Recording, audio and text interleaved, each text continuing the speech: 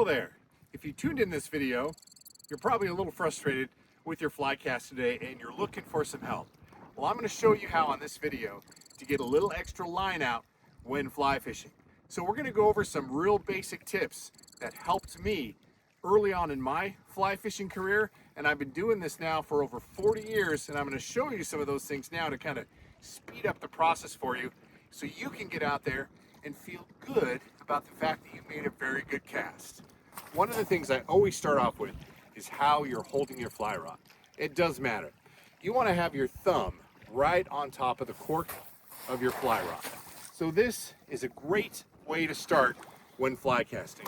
Your thumb up here just gives you a little bit more leverage when you're casting. Now, the very first thing I want you to do is get out a full length of floating line for the tip of your fly rod. That's super important.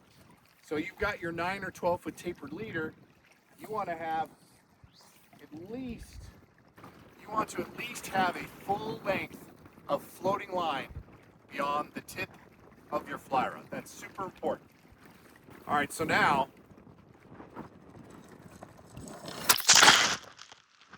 back to the lesson. So now what? All right, so now I want you to think about your casting arc. That whole 10 and 2, you don't want your fly rod to go too far back in the casting stroke. That's super important. The shorter distances you're casting, the shorter the casting stroke. The longer casting distance, the longer the casting stroke. But think about that. Also, I want you to look at my cadence. Notice that I'm not rushing things. I've got probably 15 feet of line out, and I am not rushing things at all. I'm letting the line fully extend out behind me before I start casting forward. So a lot of new fly casters, including myself, always felt that, I need to whip the line back and forth as fast as I can, right, to get it to go. It's not the case. You just want to slow things down. Notice how slow I'm going.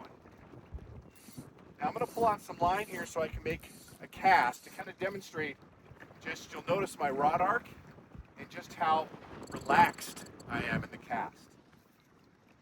And also notice how long I delay on my back cast, right? I'm letting all that line unfurl behind me.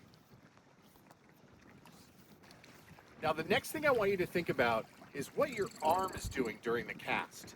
You'll notice that I'm not using a ton of wrist. Another thing that I did early on is I snapped my wrist. I was doing a lot of wrist to fly cast. That is not the most efficient way to get that line out there. You want to use your entire arm, your shoulder, very little wrist, and your body as well. Watch what happens when I start casting.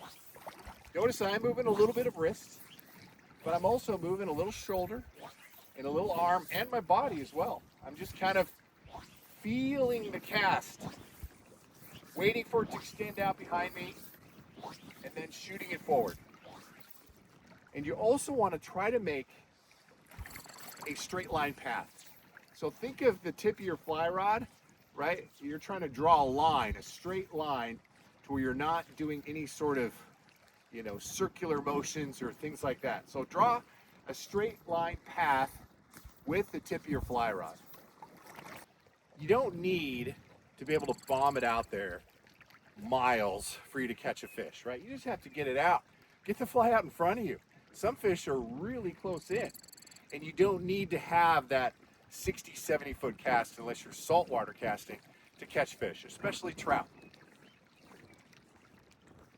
So don't put a ton of pressure on yourself thinking that you've got to just have these glorious casting. We're not casting for competition. A lot of fly instructors will really get into the nuances and into the weeds of what exactly you're supposed to do with your arm and what exactly you're supposed to do with the wrist. And honestly, you just want to get out there and catch a fish on a fly rod. And if you have some of these basic fundamentals down, you're going to do just that. You will catch fish on a fly rod. But be patient, right? It's not about speed. Just have a real nice, relaxed cast. And just like that, you can see how far out my line went, and I really wasn't putting a ton of effort into it. The biggest things I learned early on was to start with some floating line in front of your fly rod. That's important. Have a nice, easy cadence. Nice, easy cadence. Let the line unfurl behind you all the way before bringing it forward. You're creating this nice loop in the line. Being very patient. What is your non-casting hand doing? Notice how I'm kind of tending the line. I'm not letting it go. Slack will kill a cast, so you want to always keep a tight line to your fly. So my hand right here is tending to that fly line to make sure that I'm being able to load the rod. I'm not creating slack, so I'm always holding on to the fly line. Let's just do a normal cast and watch my non-casting hand. This is called water loading, by the way, where I just pick it up and lay it down. You see how I was just always managing the line with my non-casting hand? You always want to be in contact with the fly line. That's going to help you out a ton. That helped me out a ton early on when I realized that it's really a two-hand thing, right? You have your fly casting hand, the one that's on the rod, and you've got your hand managing your fly line during the cast. So you're kind of loosely holding onto the fly line, and I'm letting it slide through my fingers as I get more and more length out, and that just really helps the cast and making sure that you don't have any slack. I would try to false cast as little as you can. I know sometimes you're going to have to false cast a few times to get it out there, but really 1 to 3 times is all you need to false cast. So the more you false cast, the more chances that you have to get things tangled up. So watch, I'm going to put it out there, just one false cast, one and out there. And I cast probably a 30-foot cast, which is enough to catch fish. So don't put a lot of false casts in your casts, because inevitably you're going to tangle things up. So remember that. Also watch your fly. Sometimes when you're false casting, you'll keep going back and forth, and then when you finally let go, your fly lands right in the same spot as you've been false casting over and over again. So reduce the amount of false casts, it'll reduce the amount of tangles. Another trick that I want to show you is called water loading. And some people call it a pick up and lay down cast. Some people water loading. You just pick it up and lay it down. So the fundamentals are the same. You pick it up, wait for everything to unfurl behind you, lay it down. Pick it up, lay it down. Pick it up, lay it down.